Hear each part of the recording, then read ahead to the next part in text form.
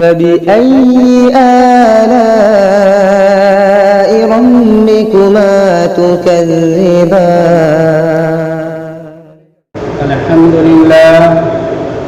الحمد لله نحمده ونستعينه ونستغفره ونؤمن به ونتوكل عليه ونعوذ بالله من شرور أنفسنا ومن سيئات أعمالنا من يهده الله فلا مضل له ومن يضلل فلا هادي له ونشهد أن لا إله إلا الله وحده لا شريك له ونشهد أن سيدنا ومولانا محمدا عبده ورسوله أعوذ بالله من الشيطان الرجيم بسم الله الرحمن الرحيم إنما يخشى الله من عباده العلماء صدق الله العظيم وعن ابن عباس رضي الله تعالى عنهما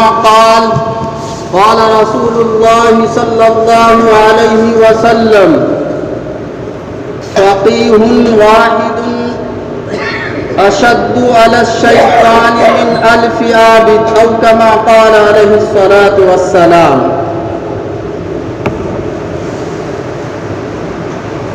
محترم حضرات، نوجوانان اسلام اور عزیز ساتھیوں، یہ دنیا تضادات کا مجموعہ ہے۔ یہاں پر بلندی ہے تو پستی بھی ہے، یہاں سیاہ ہے تو سفید بھی ہے، یہاں خزاں ہے تو بہار بھی ہے، یہاں پر داعی الی الخیر ہے تو داعی الی الشر بھی ہے۔ گویا ہر ایک چیز کے مقابلے میں اس کی ایک ضد نظر آئے گی۔ اس ضد کے ساتھ یہ دنیا مرکب ہے۔ عربی کا محاورہ ہے کہ تعرف الاشیاء بازدادها، کہ اشیاء اپنے ضد سے پہچانی جاتی ہیں۔ چیزوں کی پہچان اور اس کی قدر و قیمت اس وقت آپ کو سمجھ میں آئے گی جب اس ضد کے مقابلے میں اس کی ایک ضد موجود ہو۔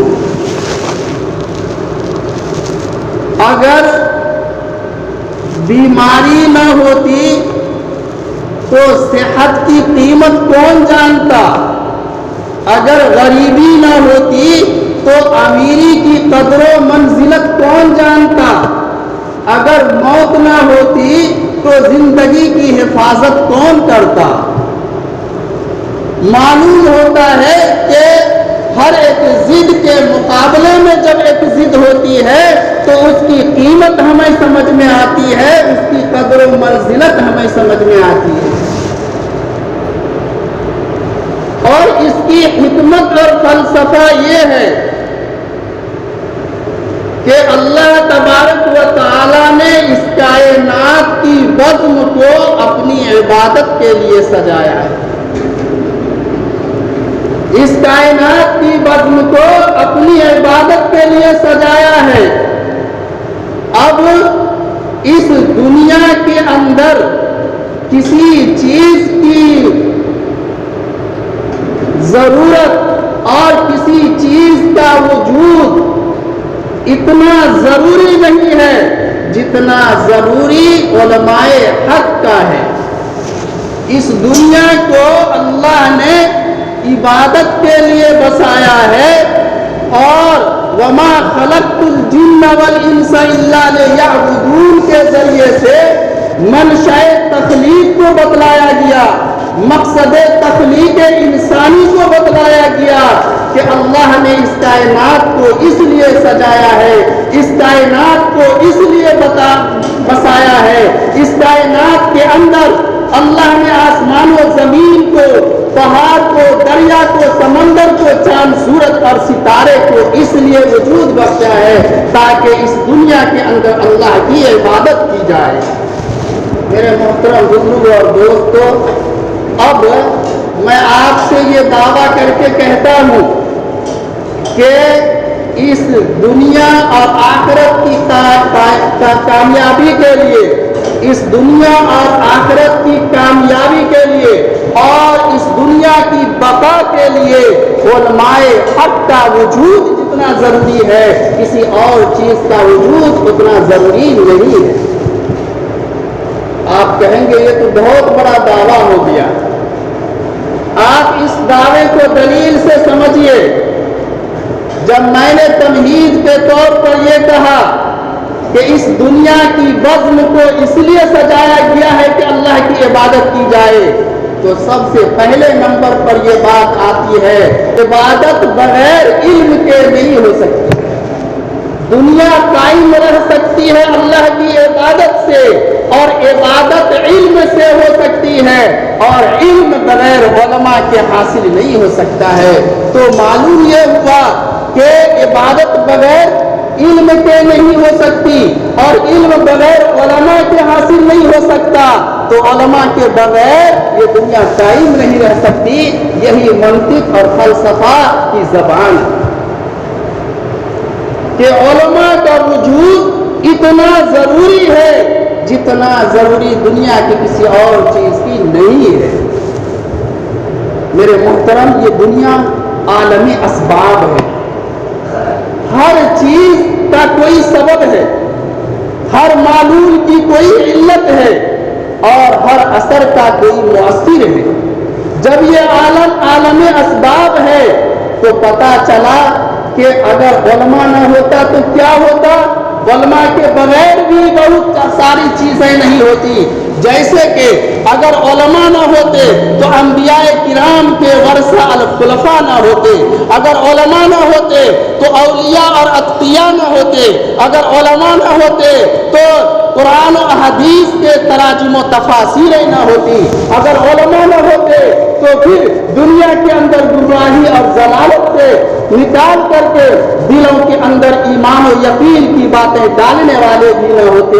میرے محترم بزرگوں اور دوستو، جس زاویے سے، جس اینگل سے اور جس ناحیے سے آپ اگر غور کرنا چاہیں تو کیجئے کہ علماء کے بغیر یہ دنیا قائم نہیں رہ سکتی۔ میرے محترم بزرگوں اور دوستو،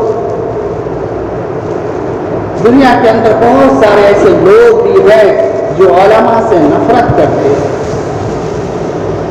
خوب اچھی طرح یاد رکھیے کہ فقہا کا یہ متفقہ فیصلہ ہے، فتویٰ ہے کہ اگر کوئی انسان، کوئی شخص عالم کو اس کے عالم ہونے کی حیثیت سے، ایک حافظ کو اس کے حافظ قرآن ہونے کی وجہ سے نفرت کرتا ہے تو اسے تجدید ایمان کرنی چاہیے، وہ کافر ہو جائے گا، کیونکہ علم دین سے نفرت کرنا، حفظ قرآن سے نفرت کرنا فقہا نے لکھا ہے کہ یہ کفر ہے۔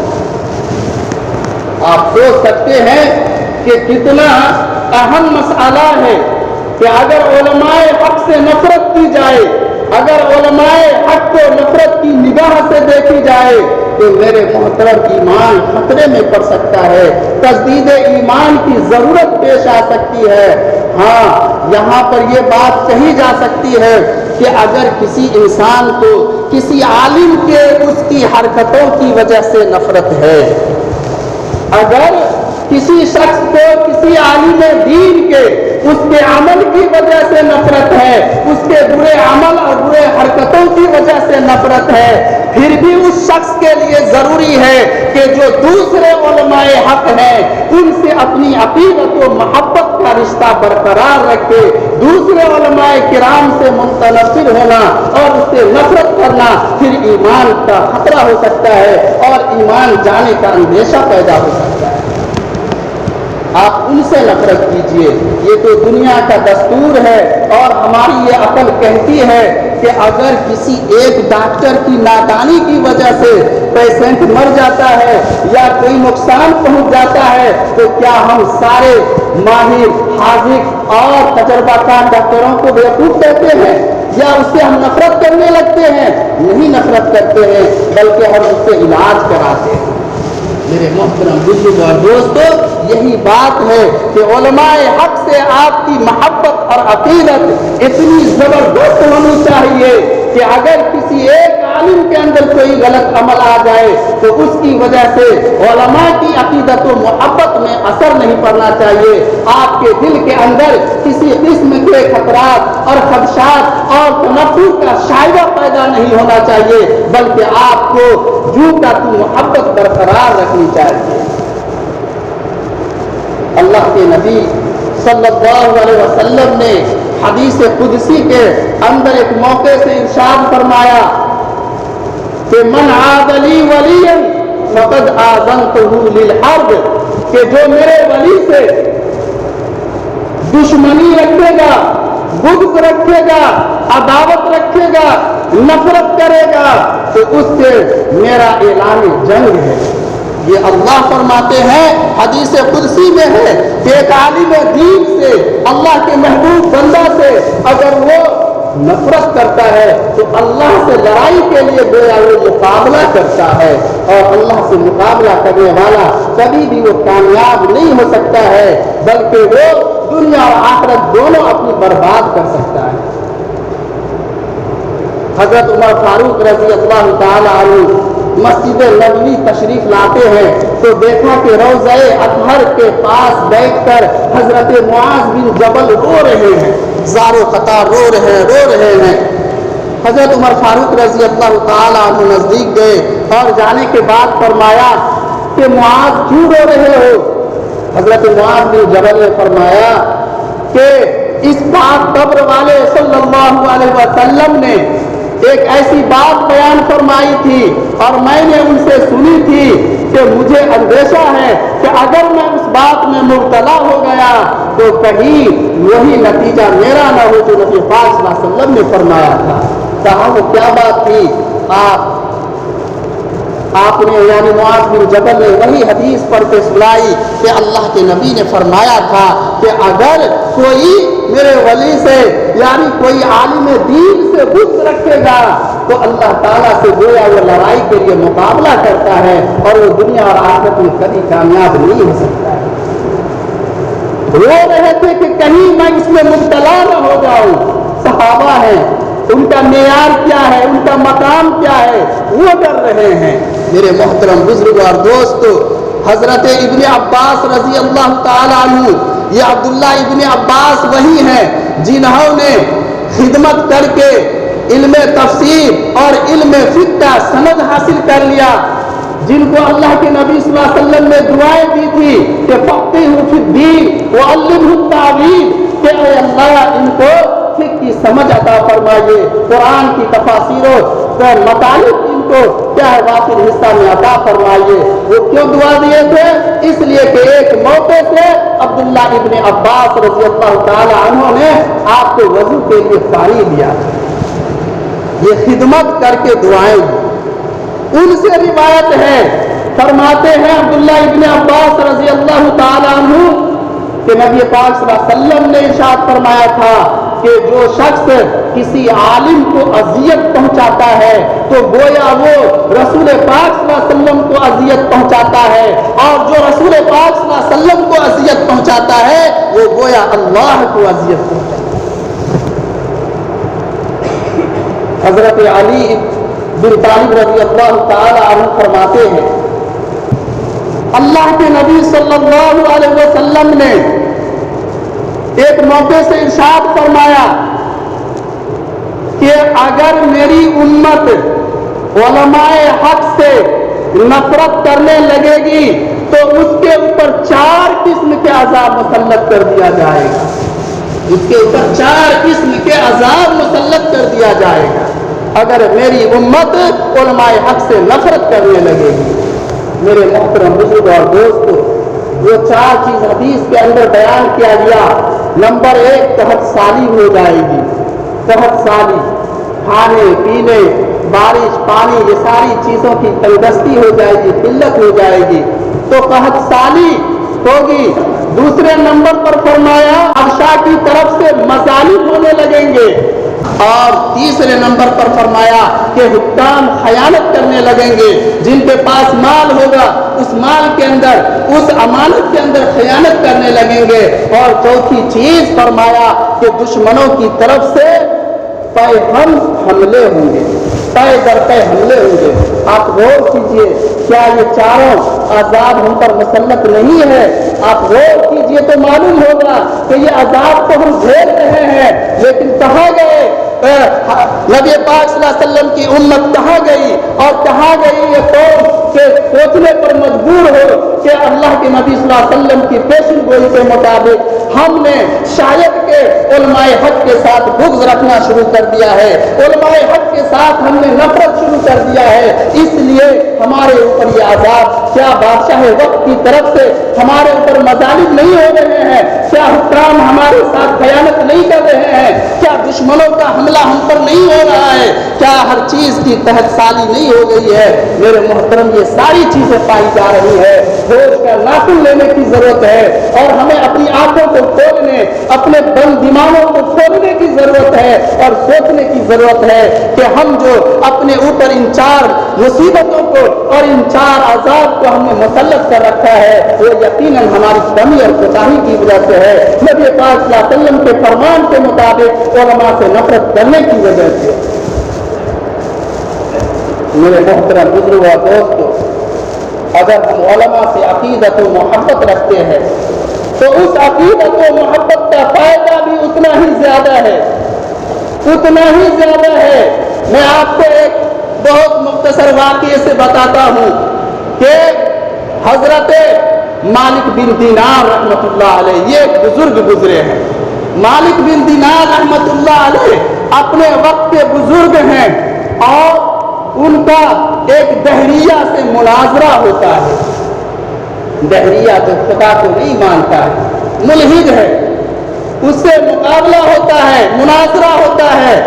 حضرت مالک بن دینار رحمۃ اللہ علیہ دلیل پر دلیل دیتے جا رہے ہیں، لیکن وہ جو ضلالت و گمراہی، کفر و شرک کی وجہ سے اس کا دماغ معوف ہے، اس کا دماغ کام نہیں کر رہا ہے، اس کی عقل کام نہیں کر رہی ہے، اس دہریہ کی عقل، تو بس وہ میں نہ مانوں کی رٹ لگائے ہوا ہے، ہر ایک دلیل پہ کہتا ہے کہ میں نہیں مانتا۔ اب جب مالک بن دینار رحمۃ اللہ علیہ نے دیکھا کہ اس کے اوپر میری کسی دلیل کا اثر نہیں ہو رہا ہے اور میری کوئی بات یہ نہیں مان رہا ہے تو کیا کرنا چاہیے؟ انہوں نے سوچا اور ایک بات ذہن میں آئی اور کہا کہ ایسا کرو کہ میں تمہارے ہاتھ کو پکڑ کر آگ میں ڈالتا ہوں، ہم میں سے جو حق پر ہوگا اس کا ہاتھ نہیں جلے گا اور جو باطل پر ہوگا اس کا ہاتھ جل جائے گا۔ مالک بن دینار رحمۃ اللہ علیہ کی اس پیشکش کو اس دہریہ نے قبول کر لیا۔ امام مالک رحمۃ اللہ علیہ نے ہاتھ پکڑا اور آگ میں ڈالی، آگ میں ڈالتے ہی جو ہے تھوڑی دیر رکے، لیکن دونوں میں سے کسی کا ہاتھ نہیں جلا۔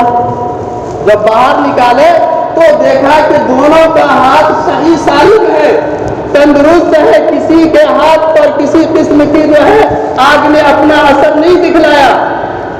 تو حضرت مالک بن دینار رحمۃ اللہ علیہ کو بہت تعجب ہوا اور وہ اللہ سے اپنے دل میں گویا ہوئے اور کہنے لگے کہ اللہ یہ کیا ماجرا ہے کہ حق اور باطل کا تو آپ خوب سمجھتے ہیں، حق والے کا ساتھ دیتے ہیں، باطل کی مخالفت کرتے ہیں، لیکن ایسا کیوں کہ اس کا بھی ہاتھ نہیں جلا؟ تو حاطف غیبی سے آواز آئی اور ان کے کان میں اللہ کی طرف سے ایک بات سنائی دی اور وہ یہ بات تھی کہ اے مالک بن دینار، میں بھلا اس ہاتھ کو کیسے جلا دوں جو ہاتھ میرے محبوب بندے کے ہاتھ میں، بھلا میں اس ہاتھ کو کیسے جلا دوں جو ہاتھ میرے محبوب بندے کے ہاتھ میں ہو۔ چونکہ مالک بن دینار نے اس ہاتھ کو پکڑے ہوا تھا تو مالک بن دینار کی ہاتھ کے طفیل میں اس کا ہاتھ بھی محفوظ رہ گیا، اس لیے نہیں کہ وہ حق پر تھا، وہ تو باطل ہی پر تھا۔ یہ ہے مصاحبت، یہ ہے علماء کے ساتھ رہنے اور علماء سے محبت کرنے اور علماء سے عقیدت۔ لیکن یہاں جب ادنا سی بات کہ صرف اس کا ہاتھ ہونے سے وہ محفوظ ہو سکتا ہے۔ تو بھلا بتائیے کہ جو شخص علماء سے اپنی عقیدت و محبت کا اظہار کرے اور رکھے اور اس کو یقینی طور پر کیا ہے سمجھے، تو بھلا کیا اس کا دنیا میں اللہ بھلا نہیں کرے گا؟ یقیناً بھلا کرے گا۔ میرے محترم، علماء کی جو قربانیاں ہیں اگر آپ اس کو سنیں گے تو آپ کو رونقیں کھڑے ہو جائیں گے۔ ہمارے بچے پڑھتے نہیں، ہمارے گھروں میں علماء کی کیا قربانیاں ہیں، اس میں سے میں سمجھتا ہوں کہ اکثر و بیشتر بلکہ دنیا کے اندر اکثر ممالک اور اکثر خطہ اور حصہ ایسا ہے کہ جس میں امام اعظم ابو حنیفہ رحمۃ اللہ علیہ کے پیروکار ہیں اور مقتدی ہیں، ماننے والے ہیں۔ کیا آپ نے ان کی کبھی ہسٹری پڑھی، کبھی تاریخ جانی؟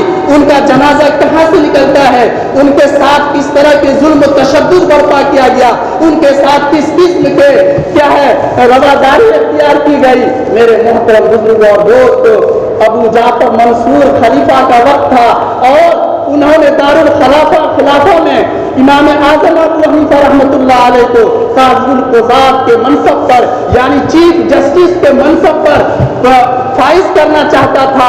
امام اعظم سمجھتے تھے کہ میرے اس عہدہ پر جانے کا مطلب یہ ہے کہ یہ مجھ سے جب چاہے گا حلال کو حرام کہلوائے گا اور حلال کو حرام اور حرام کو حلال کہلوائے گا، اس لیے وہ انکار کرتے رہے۔ انکار کرنے کے بعد انہوں نے ان کے اوپر ظلم و ستم ڈھاتے رہے، حتیٰ کہ ان کو جیل میں بند کر دیتے ہیں اور جیل ہی کی مدت اتنی دراز ہوئی کہ آپ کے جو ایک شاگرد رشید امام محمد رحمۃ اللہ علیہ ہے، انہوں نے پوری تعلیم جیل کے اندر حاصل کی تھی۔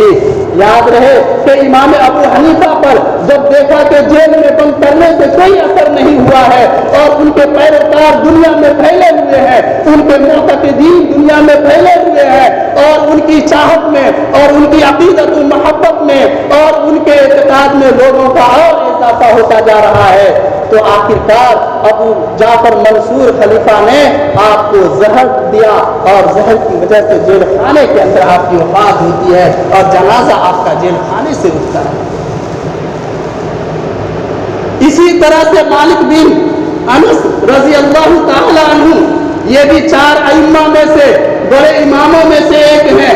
امام مالک رحمۃ اللہ علیہ نے بھی وقت کے بادشاہوں کی ہاں میں ہاں نہ ملانے کی وجہ سے بڑے ہی ظلم و ستم کے شکار ہوئے۔ ان کے اوپر بھی لکھا ہے، مورخین نے لکھا، تاریخ نگار نے لکھا ہے کہ ان کو اونٹ کے اوپر بٹھا دیا جاتا تھا اور ان کو راستے میں مجرم کی طرح چلایا جاتا تھا اور ان کی ننگی پیٹھ کے اوپر 70 کوڑے مارے جاتے تھے۔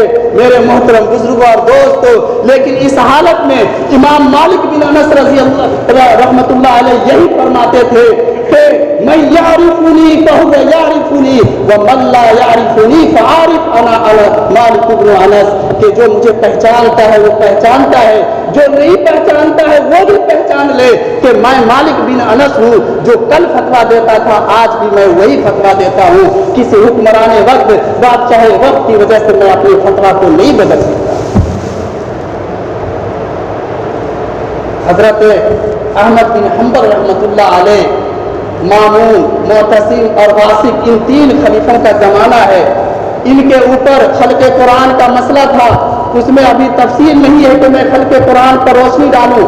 خلق قرآن کا مسئلہ آیا تو آپ کے اوپر ظلم و ستم ڈھایا گیا اور آپ کے اوپر اتنا وہ تشدد اور اتنی درندگی مچائی گئی کہ لکھا ہے کہ آپ کے پیٹھ کے اوپر جب درے مارا جاتا تھا تو اگر کسی ہاتھی کے پیٹھ پر مارا جاتا تو وہ ہاتھی بلبلا اٹھتا، اس طرح سے آپ کے پیٹھ کے اوپر درے مارا جاتا۔ اور آپ جب اس سے بھی نہیں ڈرتے تھے تو آپ کے سامنے خلیفہ نے 2 آدمی کو لایا اور آپ کے سامنے اس کے سر کو تن سے جدا کر دیا تاکہ ان کے اوپر خوف ہو اور میری بات مان لیں۔ میرے محترم بزرگ اور دوستو، اس وقت بھی انہیں ایک شخص نظر آیا تو انہوں نے اس سے پوچھا کہ فلاں مسئلے کے اندر امام شافعی رحمۃ اللہ علیہ نے کیا کہا تھا، آپ کو معلوم ہے؟ وہ شخص امام شافعی رحمۃ اللہ علیہ کا شاگرد تھا اور جیسی ہی نظر پڑی ادھر گردن اڑائی جا رہی ہے اور ان کو امام شافعی رحمۃ اللہ علیہ کے شاگرد جب نظر آتے ہیں تو ان سے پوچھتے ہیں کہ فلاں مسئلے میں امام شافعی رحمۃ اللہ علیہ نے کیا فرمایا تھا۔ ایک شخص کہتا ہے کہ देखो इस दीवाने को, यहाँ गर्दन उड़ाई जा रही है और इसे फिकी मसले में दिलचस्पी हो रही है। मेरे मोहतरम बुजुर्ग और दोस्तों, उलमा तो वो है। आप छोड़िए, ये बहुत दूर मत जाइए। जब मुत्तहिदा हिंदुस्तान था तो उस वक्त फितनाए अकबरी, अकबर ने जो दीन अकबरी के नाम से क्या है इजाद किया, उस वक्त उस फितने को किसने कुचला? और उसके बाद जब फितनाए अंग्रेज बर्पा हुआ तो उस फितने को किसने कुचला और उसको मिसमार किया, खत्म किया? मेरे मोहतरम, क्या हमारे बच्चे जानते हैं कि शेखुल हिंद कौन थे, शेखुल इस्लाम कौन थे, जाफर खानेसरी कौन थे, शाह सैयद अताउल्लाह शाह बुखारी कौन थे, मेरे मोहतरम सैयद शहीद इस्माइल कौन थे? जानते हैं? नहीं जानते हैं। ये उलमा ही की वो तादाद है और उलमा ही की वो हस्ती और जात है कि जिन्होंने जब हिंदुस्तान के अंदर फितने अकबरी बर्पा हुआ और फितने अंग्रेज था तो उस सब का सर कुचला है और उस सब को खत्म किया है। मेरे मोहतरम बुजुर्ग और दोस्त, ये उलमाए हक वो हैं कि जिनकी अकीदत और मोहब्बत से हमारी दुनिया भी समझ सकती है और हमारी आखिरत भी समझ सकती है। आखिरी में मैं यही बात कहूँगा, मैं समझता हूँ और मेरा दिल ये कहता है कि जिस बस्ती के अंदर, जिस मोहल्ला के अंदर अगर कोई दीनी इदारा हो, कोई मदरसा हो, तो मेरे मोहतरम वो लोग बहुत खुशनसीब होते हैं, वो लोग बहुत खुशनसीब खुशकिस्मत होते हैं। और क्यों न हो, क्योंकि जब कोई दीनी इदारा होता है, मदरसा होता है, 24 घंटा वहाँ अल्लाह उसके रसूल का नाम लिया जाता है। यहाँ बहुत सारे ऐसे लोग होते हैं, खुदा तरस बंदे होते हैं, तलबा होते हैं, असातिज़ा होते हैं कि वो अल्लाह से डरते हैं। जब रात को सारी दुनिया सो जाती है तो वो फिर भी रात को उठते हैं और उम्मत का दर्द और कौम का दर्द लिए हुए वो अल्लाह के हुजूर रोते हैं, गिड़गिड़ाते हैं, अपने लिए भी और सारी उम्मत के लिए दुआएं करते हैं। तो क्या सारी उम्मत के लिए दुआएं करने वाला उस मदरसे और उस दीनी इदारा जिस मोहल्ले और बस्ती में है उसके लिए दुआ नहीं करते होंगे? यकीनन करते होंगे। और यहाँ से जो अल्लाह और उसके रसूल का नाम लिया जा रहा है, कुरान की आयतें पढ़ाई जा रही हैं और हदीस पढ़ाई जा रही है, उसकी बरकत से, उसके कुतैब में, उसके सिले में मैं समझता हूँ कि जिस बस्ती और मदरसे, जिस मोहल्ले के अंदर मदरसा होता है वहाँ बहुत सारी आफतों से अल्लाह उसकी हिफाजत फरमाते हैं, बहुत सारी उसकी जो है मुसीबतों को दूर करते हैं। ये मेरा दिल कहता है और यही सारे लोग कहेंगे। इसलिए मेरे मोहतरम बुजुर्ग और दोस्त, हम सब उलमा से मोहब्बत रखें, अकीदत रखें। हाँ, ये बात है कि सिर्फ हम कहते रहें कि भाई हमें भी उलमा से मोहब्बत है, हमें भी उलमा से अकीदत है, हम भी मोहब्बत करते हैं, हमें नफरत नहीं है, कहने से नहीं बल्कि इजहार भी होना चाहिए। इजहार का क्या तरीका होगा? इजहार कैसे आप कर सकते हैं? मैं बताता हूँ कि इजहार का तरीका उस वक्त आप समझ में आएगा कि अगर आपको वाकई में किसी आलिम दीन से, हाफिज कुरान से आपको मोहब्बत है, अकीदत है, तो कभी आप उन्हें चाय पे मदऊ कीजिए, कभी आप उन्हें दस्तरखान पर खाने पे मदऊ कीजिए, कभी आप उनको हदिया तहफ़ से नवाजिए और कभी जो है उन पर आप खर्च कीजिए। आप बहुत सारी जगहों पे खर्च करते हैं और उलमा पे खर्च कीजिए। खुदा की कसम, मस्जिद में कसम खा के कह रहा हूँ, अगर आपके घर में बरकत न आई, आपके घर में फजीलत न आई, तो आप कहिएगा। आपको किसी आलिम को दुआ कहने के लिए कहने की जरूरत नहीं पेश आएगी। दुआ का मतलब दिल खुश होना होता है। हम अपने माँ बाप की खिदमत करें, वो खुश होंगे, दुआ मिल जाएगी। हम अगर माँ बाप को कहेंगे कि अब्बू दुआ कीजिए मेरे लिए अम्मी दुआ कीजिए, तब दुआ करेंगी? नहीं, हमारी खिदमत से उनकी दुआएं हमें मिलनी चाहिए। इसी तरह बुजुर्गान दीन से, उलमाए किराम से, हुफ़ाज़े किराम से कहने की जरूरत क्या पेश आएगी? आप उनकी खिदमत कीजिए, उनसे मोहब्बत का इजहार कीजिए, उन पर खर्च कीजिए, उनको हदिया तहफ़ दीजिए, उनको खाने और चाय पे मदऊ कीजिए। आपको कहने की जरूरत पेश नहीं आएगी। यकीनन उनका दिल खुश होगा और वो आपको खुशी में जो दुआएं देंगे, यकीनन वो आपके घर का नक्शा बदल सकता है, आपके घर का जाविया बदल सकता है। और मैं तो यहाँ तक कहता हूँ कि बसा औकात आपको अगर किसी निजी मामले में, घरेलू मामले में परेशानी है तो उलमा से मशवरा कीजिए। किसी आप जो आपके करीब हो, जो आपसे ताल्लुक हो, उस आलिम दीन से मशवरा कीजिए, उसमें खैर होगा। आप जो है آپ اس خیر کو, اس برکت اور فضیلت کو یقیناً اگر ان چیزوں کو فالو کریں گے اور ان چیزوں کے اظہار محبت کا یہ طریقہ اختیار کریں گے تو ضرور آپ کو محسوس ہوگا. آپ آج سے کر کے دیکھیے, اگر آپ کو فائدہ نہیں ہوا تو پھر آپ کہیے گا کہ آپ کی بات غلط تھی. میرے محترم بزرگ اور دوستو, بس ہمیں کہنے سے صرف نہیں کہ محبت ہے, عقیدت ہے, ظاہری عمل بھی ہونا چاہیے. اللہ تعالیٰ ہم سب کو کہنے سننے سے زیادہ عمل کی توفیق عطا فرمائے. آمین. وآخر دعوانا الحمدللہ رب العالمین.